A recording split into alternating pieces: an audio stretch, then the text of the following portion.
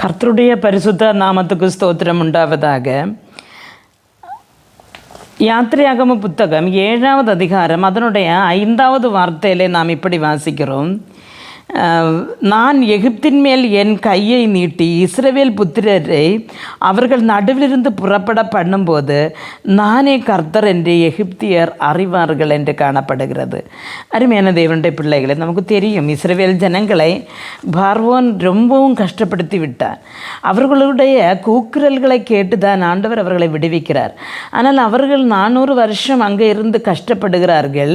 ஆனால் கர்த்தர் பார்த்தும் பாராதவரை போல இருந்தால். ஆனால் அவருக்குள்ள ஒரு டைம் வந்த பொழுது அவர் என்ன தன்னுடைய பிள்ளைகளை துன்புறுத்தினவர்களை அவர் வெறுதை விடவில்லை. அவர் என்ன நமக்கு தெரியும் 10 வாதைகளை அனுப்பினார் எகிப்து தேசத்திலே. அந்த வாதைகளினால் அவர்களுக்கு நிறைய நஷ்டமும் கஷ்டம் வேதனைகளும் வந்தது. அதன் நடுவே இருந்த தன்னுடைய இஸ்ரவேல் பிள்ளைகளுக்கு ஒரு குறைவும் வரவில்லை. கடைசியாக அவர்கள் தன்னுடைய மூத்த பிள்ளைகளை எல்லாம் அதே மாதிரி மிருக ஜீவன்கள் பறவைகள் எல்லாவற்றிலும் முதற் பேர் அனைத்தும் இந்த உலகத்தை விட்டு நீக்கி களைந்தார். அப்படி மகா பெரிய சங்காரத்தை எகிப்திலே உண்டாக்கினார். அருமையான தேவனுடைய பிள்ளை, அதுவும் இல்லை, பிறகு தொடர்ந்து வந்த சேனையை செங்கடல்லே முக்கி போட்டார். அப்போது தேவனுடைய பிள்ளைகளுக்கு வரும் துன்பங்கள் அநேகம், அவற்றிலிருந்தெல்லாம் கர்த்தர் விடுவிக்கிறார் என்று வேதம் சொல்லுகிறது.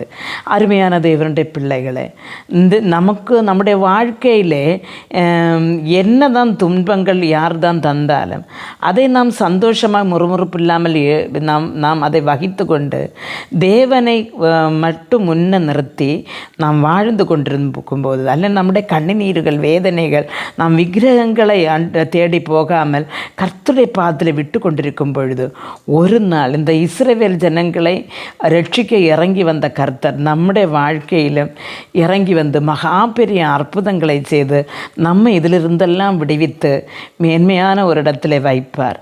கஷ்டங்கள் பிரயாசங்கள் தாங்க வேண்டிய கிருபையையும் பாக்கியத்தையும் கர்த்தர் தாமே நமக்கு கொடுப்பார். அதனால் கலங்கை தாக்காதீங்கள்.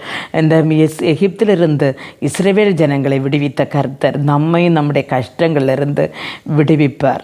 ஜெபிப்போம். எங்களை மிகவும் அன்பாக நேசித்து வழிநடத்துகிற நல்ல தகப்பனே, ஆண்டவரே, இந்த மறுபூமியான இந்த வாழ்க்கையில் கர்த்தாவே, உமது பிள்ளைகளின் வாழ்க்கைகள் வறண்டு போய் கஷ்டத்திலும் நஷ்டத்திலும் ஆகியிருக்கிறது.